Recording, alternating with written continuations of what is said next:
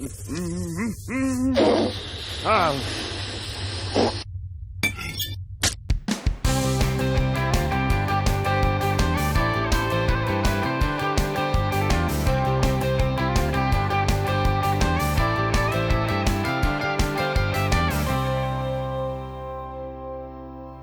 everyone, I'm Luke Hector and you're watching The Broken Meeple, a show where I rant and rave about board games, but yeah, there's usually a bit more ranting involved. That's putting it mildly, 007. So I got something a little bit different for you here. This is Wild Gardens from Rose Gauntlet Entertainment. This was a Kickstarter, but I don't pay attention to Kickstarter, so I never saw it in that phase. And I know nothing about this publisher other than the fact that they made a game called Keystone, which I've never played or seen ever on a table in front of me in the UK. I'm not even sure if you can get it in the UK easily enough, but you know, by all means, let me know in the comments what Keystone is like. So I'm coming into, like, you know, these designers, this title, and this publisher completely blind. Something new, and you know what? I'm actually I kind of find that a little bit refreshing, actually, to find something just brand new that I've got no idea or preconceptions about. And thank you very much for the review copy as well. This is a game where you are foraging for food, and then with these food resources, so berries and nuts and stuff like that, you are cooking recipes that score you victory points, and these recipes that come in different types can be served to guests, which give you some special abilities or some endgame scoring opportunities. The locations that you're at vary twice in the game, and there are location bonuses for those ones, but you use action markers in order to move around the board, and you can upgrade your skills throughout the game, and aside from that, there's not a huge amount to it. You forage the food, bake the recipes, serve them to guests, and score victory points in a multitude of different ways. So, going in totally blind, it certainly looks pretty, but do the mechanics match the way it looks? In Wild Gardens, you play through 2 trips, or 2 rounds, each of which consists of 3 days or 3 phases. The trip requires you to go to a specific location which has a start of day power for everybody, as well as some end of round bonuses that you can grab. You have 5 action markers numbered 1 to 4 and a single one that's 1 to 4 essentially, so 1, 2, 3, 4 and 1 to 4. And you have a player board with 3 separate skill sections on, 1 for foraging, 1 for cooking and serving, and 1 for studying and preserving cards, and a couple of little free skills to convert X resource into Y resource at a moment's notice. But on your board, which is 2-sided, you have these source tokens dotted around the place that are randomly selected before the trip starts. These consist of the various resources, from what I can only guess is kind of like, you know, seaweed and barks and flowers and mushrooms and berries and all the sort of stuff that you might put in really weird recipes, I guess. I mean, certainly the one that's like kind of wooden barks is a little bit weird, but you know, I digress. I like to cook, but maybe there's some exotic cooking out there I'm not aware of that uses that kind of thing. But the idea is that your character will have a starting space, and you will choose one of the 3 skill sections that you have on your board to use your marker with. So if I use the 4 and I decide I want to go foraging, I have to follow the arrows on the board and I must move 4 spaces, not up to, it must be exactly as per the marker. So 1, 2, 3, 4. And then where I am, I mean, let's say I started here and I moved to here, for example, I could forage mushrooms and berries here, you know, but if I'm in the space next door, I could go for mushrooms or seaweed, or in this one I could go for barks, flowers, maybe even leaves, you know, so there's different choices depending on which space you land on. If you want to cook, you essentially have to spend the resources, of which there are all these little pieces here, effectively, the different resources. You spend them to cook recipes, and a bit like in games like Splendor, the recipes have got requirements like I need 5 flowers, or I need 5 mushrooms, 1 nut and 1 flower, and then you take the card and now you score some victory points, and it's a type of food, drink, dessert, etc. But then when you serve recipes, you can then serve them to various guests, and they do come in all sorts of weird guises here. Something out of a Studio Ghibli movie, I suspect, where, you know, I've got like a pig here, literally Winnie the Pig, but then I've also got what looks like Frankie and Lulando, which basically looks like my neighbor Totoro, and then you got Amelie, Junita, Mips and Mill, Abby Lawford. You know, there's all sorts of weird characters that you've got in this game, and there's some expansion packs to add, like, you know, ones from the media and outside. But these different guests that you can serve to require different recipes, and they have abilities such as discard to do some really cool effect, or keep at the game end and score victory points in certain ways. When you get to the end of a day, then you have what is essentially a location board with the location on it, and spaces for your action markers. What you have is that you'll have the location on here where you can choose one of 4 different bonuses, but you have to give up your action marker permanently for that trip before you can take the power. So I decide I want to use this power here. I have to sacrifice for a free marker. And then when we do day 2, I no longer have this free marker. I have to use the other 4 that I've got. When you finish day 2, you do the exact same thing. All right, I'm going to grab this bonus instead. Well, now I've got to sacrifice my 1 piece. So you essentially have 3 days where you do 5 actions, then 4 actions, then 3 actions. And then you rinse and repeat a different location, 5 actions, 4 actions, 3 actions. Now these skills sound very basic, but you can upgrade them with the use of skill tokens. You have a little sideboard with these cool little books on there. And essentially when you do the study action, you take one of the books, you can only carry 2 at a time, and you take one of the respective skill tokens that are nearby. And there's tons of these little tokens that you draw out of the bag.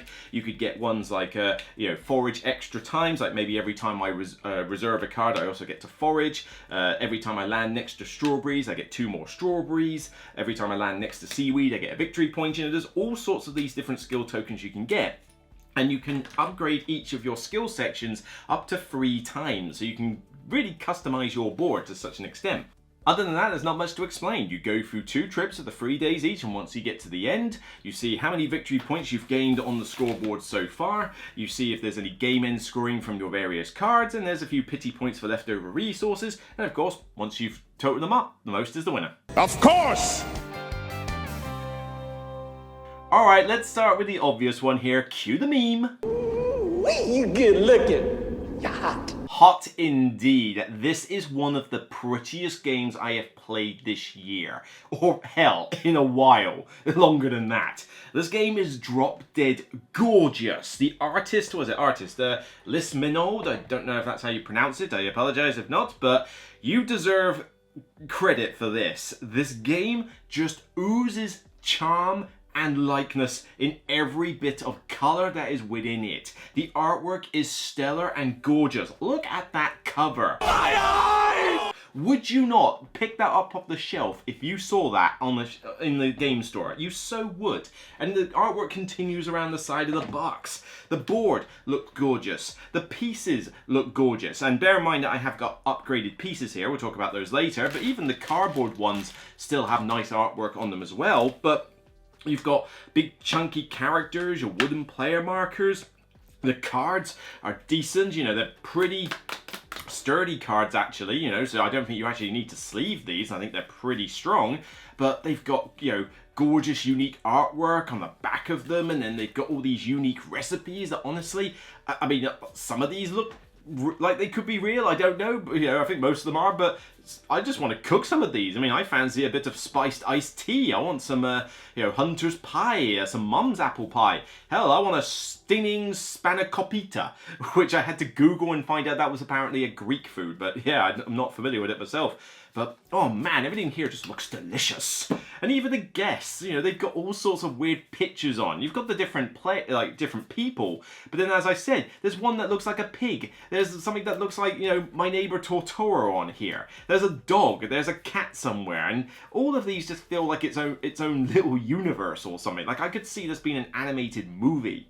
But, yeah, there is nothing in here that looks bad. You know, the cardboard tokens are standard cardboard tokens, but everything else here feels premium. And given that the game costs about £56 to pre-order off their website, it kind of needs to be. 56 quid is not the cheapest game in the world, but man, you are getting some solid quality for it. Now, I do have upgrade tokens, and these are obviously not in the box. So if basically, I think you still get the really cool little books with screen printed designs on them. I think they're normal, but what I do have is essentially 2 boxes for premium wooden source tokens and premium wooden ingredients. Now the source tokens are these big ones that you shove on the board to say where everything is, and of course the little ones are this massive collection of little pieces. And like I say, you can get quite a lot in here, which represent all the different ingredients that you can grab. I believe it costs you about £16 or so to buy the source tokens, and about £26 or so to buy the wooden ingredients. Now, of course, that's not cheap. You know, £56 for the game, and then those 2 upgrades, you are likely to spend nearly £100 on this by the time you've really pimped it up. I would suggest find out if you like the game first before you go for the upgrades, but I will say the upgrades are really cool. I like these little resource tokens a lot. I mean, they are really thick wood with screen printed designs on them. You've got no stickers or any nonsense like that. And these source tokens really pop on the board because they are these really, chunky discs as well. So everything is clear to see. Not to say that the cardboard tokens are bad, okay? The cardboard tokens are perfectly fine. And you still get drawstring bags and all these thick markers without having to upgrade. But yeah, if you've got the spare cash and you want to treat yourself and you think this is a game for you, these tokens are definitely worth it. I can't stress that enough. It is just that the luxury edition has so much more eagle. This game is frightfully simple to play. The rulebook is pretty easy to follow, and it may be a large book, but it's really clear. You've got a good reminder sheet on the back. There's a lot of pictorial examples, which I swear take up actually most of the space in here, but there really isn't a lot of rules to learn. And if you've played a fair chunk of games, a lot of these rules are going to be fairly straightforward to you. The idea that you collect the resources to trade in for recipes. Well, it tells you what the recipe needs, it's on there, it scores your victory points. Nice and simple. The abilities on here, I mean, there's a lot of different sort of combinations that you can grab for strategies, but these abilities are not complicated. They don't really require much of an FAQ moment. They're pretty simplistic to do, but your turn sequence, again, is very straightforward. You pick one action marker, you choose one of those 3 sections, you move your character, and basically do what the action is. And it could literally just be grab some resources, grab a recipe, grab a guest, or study and grab yourself a particular skill token.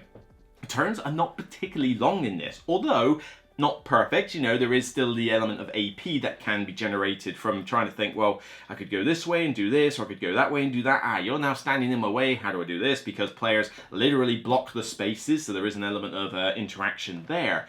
But yeah, this is a game where, even though it says like about 90 to 120 minutes on the box, you can teach this in about 10 minutes. It really is a nice, quick rules learning experience, which is, a nice, refreshing change. But for a game that says 90 to 120 minutes on the box, I was surprised of just how few rules you actually did have to learn. Making it bigger doesn't make it clearer. The game has a relatively linear progression throughout, and even though the rules are simple, there is still enough depth in this game to keep gamers of wide different levels, engaged and involved. Yes, the rules are straightforward. You move your guy, use an action marker, and trade in resources for cards. That's nothing especially new.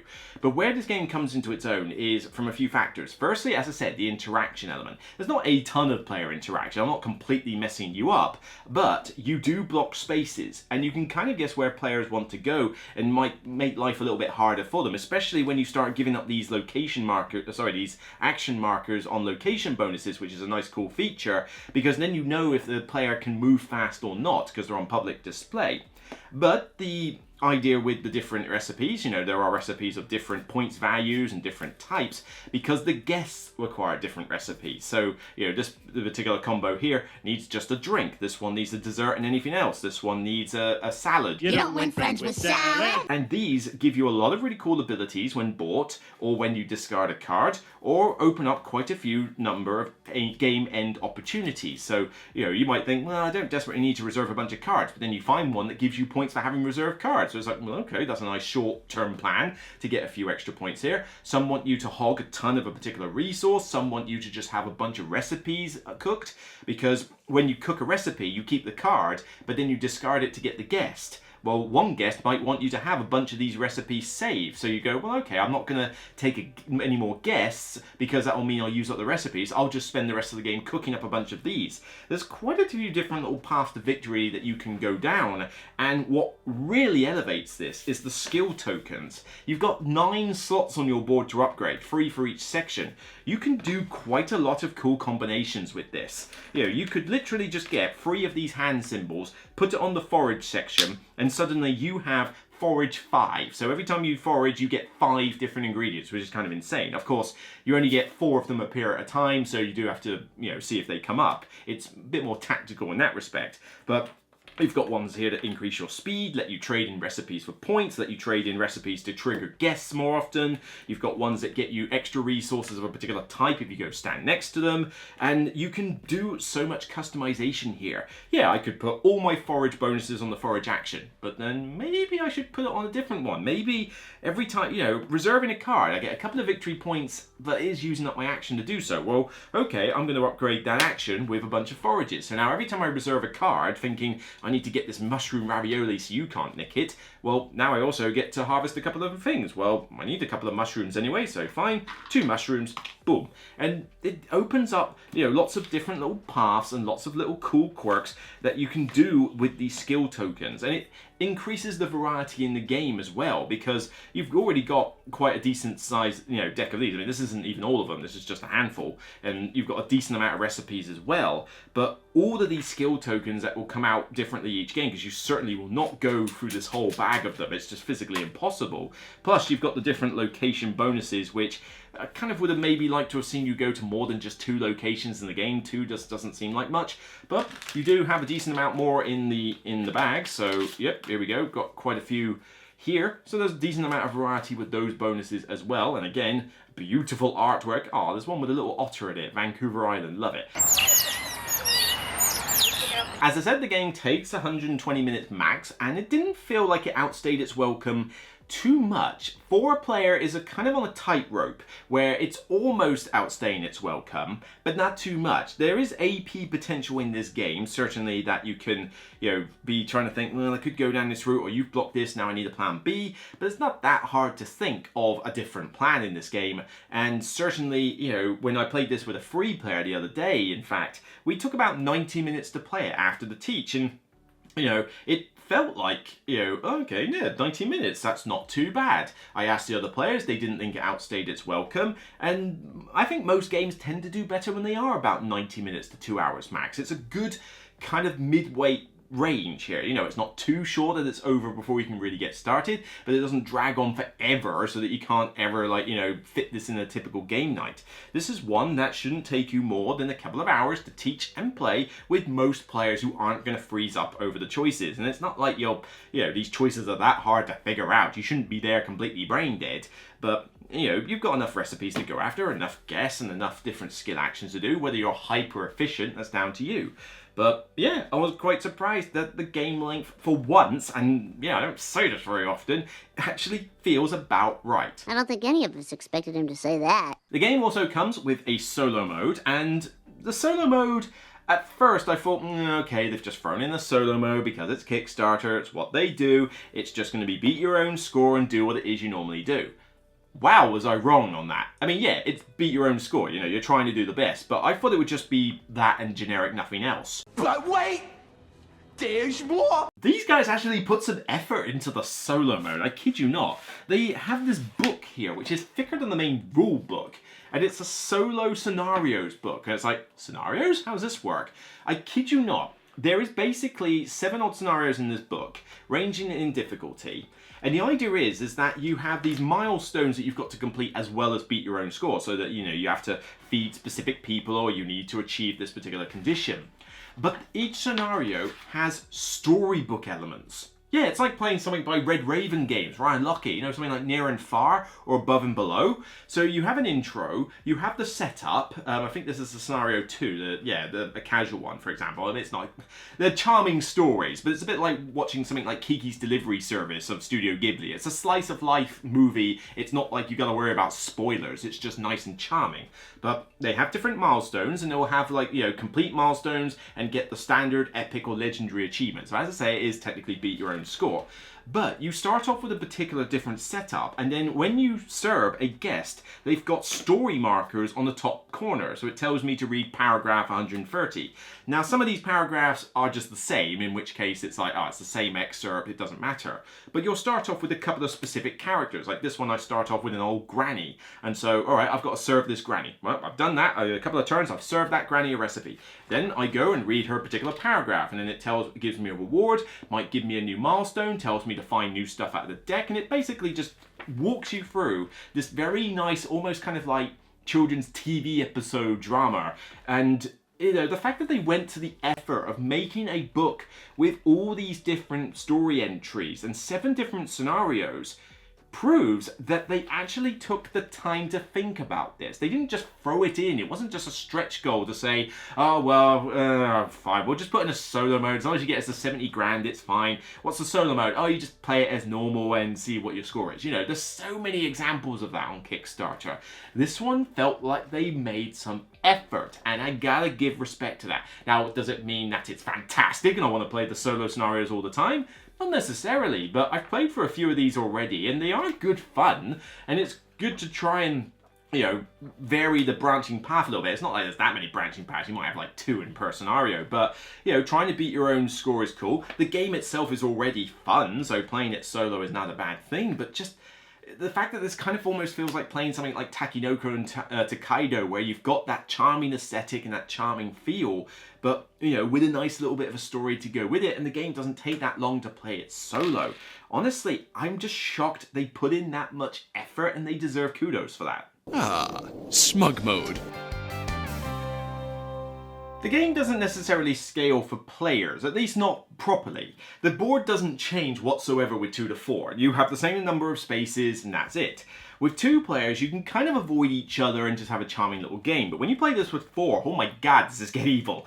Because you block the spaces entirely and you don't count their spaces for movement. So 4 players, you could pretty much be traveling around the whole board in big loop-de-loops if you really want, because so many spaces will be taken up. But it also adds this little chaos factor, because you might be trying to go for a particular space or a picnic site, and okay, so red has gone past, nick that picnic site. Blue has gone past, nick that picnic site.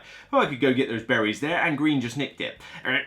And, you know, it does create a nice little bit of turn angst, but certainly in a 4-player game especially, you are going to have to accept that sometimes your best laid plans, you know, don't always go the way you want, and you do need to play this in a bit more of a tactical, you know, way. 3 players definitely feels like a sweet spot for the game. A little bit of blocking, but not, you know, too much freedom, and that seems to be the sweet spot. But I found this worked pretty well as a nice 2-player game, as, you know, as it is. And it's not that the game is bad at 4 players. You just need to accept that that is the case. You know, it's going to take you to the 2-hour mark if you play this with 4 players, and you are going to have to accept that there is a bit of blocking involved, which is mostly involuntary, because yes, you could see what action markers people have, but unless you know for certain that they're going to try and cook something, there's only so much you can do to physically block them. You just happen to go and do what you do, and it gets in the way. So there's a little bit of interaction, but not a ton. And there just ain't room enough on this planet for the 2 of us. There is a little bit of a random element to the game in some respects, but not too much. This isn't like, oh, it's a luck fest. You know, these cards will come out and you may or may not have the ingredients for them, but somebody else might just conveniently do.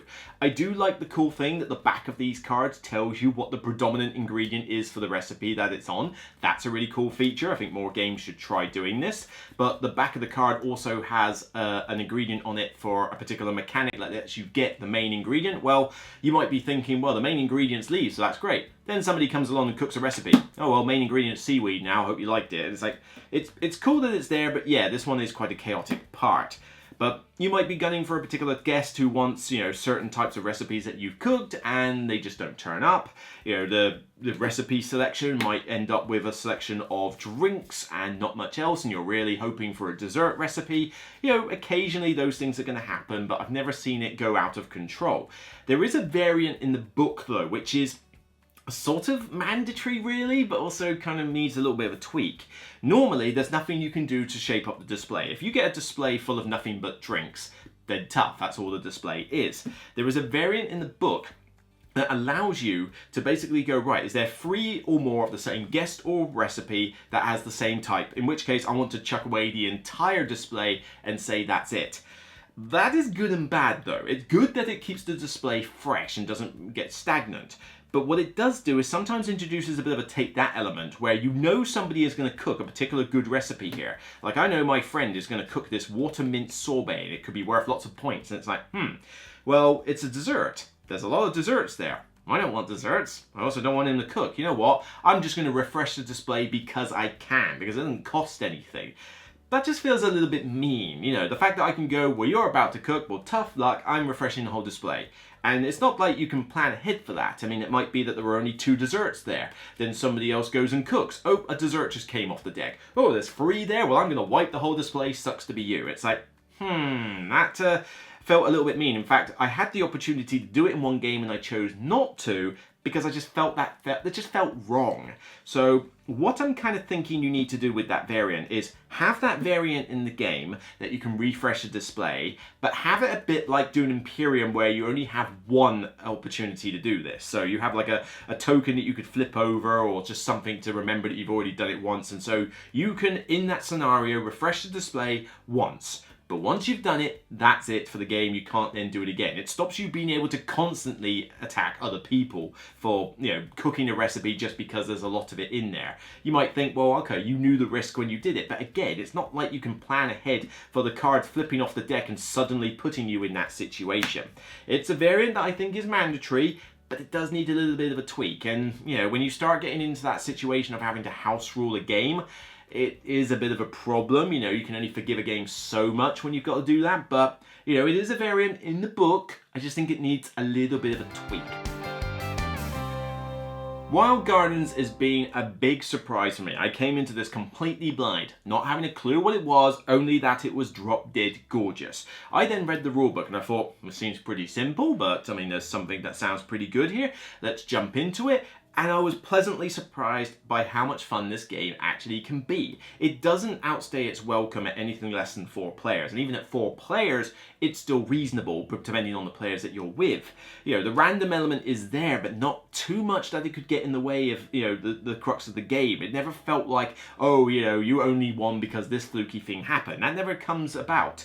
All the components in here, even the cardboard tokens, are great. The artwork is absolutely stellar. It just oozes this charming feeling when you play it. Like, you can't help but feel a little bit relaxed even though people could block you. And the fact that they put so much effort into the solo mode to give you story elements much like a Red Raven game. You know, this is like Ryan Lockett territory. I'm not saying the writing is stellar like Tainted Grail novelization here, but they could have literally just not bothered and instead they gave you this entire book. That is good going, but will they release more in the future? That remains to be said. It's really easy to learn, it's very smooth to play. Sometimes you might forget to trigger a day ability from these locations now and again, but that's a minor thing. And the customization you have for your skills with the skill tokens leads to some cool bonuses, some cool combos, and some cool little, you know, strategies that you can follow, which, as again, this game is kind of more of a tactical game rather than a strategy game, but it gives it that amount of depth that it needs and doesn't just make it like a linear tiny little game that doesn't have much thought required. It really has surprised me, and if you're willing to pay the extra for these tokens, it's going to look absolutely fantastic on the table, and you can add to the variety by grabbing these little packs. They basically release them in 8 quid packs. It's a bit like the dog packs that I did in that review. Well, it's the same here, although I will stress, as much as they do add to the variety of the guests, some of them are basically portrayals of Kickstarter backers, which I can kind of go by, and another pack is media, like content creators. Not a fan of them, because when you look at the characters that appear in a normal game, when you suddenly get like Rodney Smith Watch It Played as a character, it's like, what? And, you know, some of these just kind of feel a bit jar when you see them. Not to mention that if you do get something that's basically a bunch of content creators, not every single one is going to be somebody that you want to see. So it's that's a pack I probably might avoid. But, you know, I've got all 3 mixed in here. It just gives me a bunch more cards. There's not a huge amount of negatives to say. A little bit of randomness here and there. The game length can be a bit long with 4. The variant in the book does need a little bit of tweaking. I do think it's something worth considering, but all in all, it's just a pretty solid game. I'm giving this one a 9 out of 10, a distinction level, because I think it's deserving of it. It's got the lightness for, you know, being a light game that most people can enjoy. It's got the looks, it's got the charm, it's got the easy, you know, rules to follow. It's got the rule book to go with it that isn't very confusing. It's got the customization with skills, a bit of variety, but it is still just a nice, simple, you know, game with some cool little decisions and combos to make. You know, does it scale well? Not particularly, that is a flaw. well, I say not scale well, but you got to accept that 4-player is going to be a little bit more chaotic and a bit meaner than a 2 and a 3, but you can play it solo, and I find it perfectly charming then. It's just a nice, solid game, not the, best in the world, but I think it's definitely, if you want to compare it to another game, think of Flamecraft. Flamecraft is another game that came out which was meant to be sort of very cutesy artwork, good for light gamers and that, but honestly, Flamecraft is okay, but I think Flamecraft is far too fiddly and convoluted for what it's trying to be. I mean, once you get a bunch of those dragons out and start comboing things, it gets really convoluted, too many things going on, too much like chaos happening, and for light gamers it just seems like too much. This one, though, doesn't have that problem. Even when you've got a bunch of skill tokens keying off, it's pretty easy to follow what's going on, and I feel like this one is much better suited to that target audience than something like Flamecraft is. I mean, certainly if you were to put the two next to each other, I'd choose Wild Gardens without a second thought. I think this is easily better than Flamecraft for that purpose. So yeah, by all means, give this one a look when it comes out, see if you like it, then if you do like it, consider these upgrades, because they are really nice upgrades. But yeah, nice, simple, simple rules, but with a decent amount of depth, a few little niggles here and there, but overall, a really solid surprise. So that's it for me on this episode of The Broken Meeple. If you like what you see, then please thumb it up on YouTube and thumb it up on Board Game Geek when it goes live on the page. Check out the rest of the content I've been making recently, including the new Terminus review from Inside Up Games. Let me know in the comments what you think. Did you follow this through the Kickstarter? Have you played their other game, Keystone? Do you want to tell me a little bit about that one? Have you played this? Do you agree with the thoughts, disagree? The solo scenarios, the packs? I don't know. Let me know your thoughts. I always like to read them.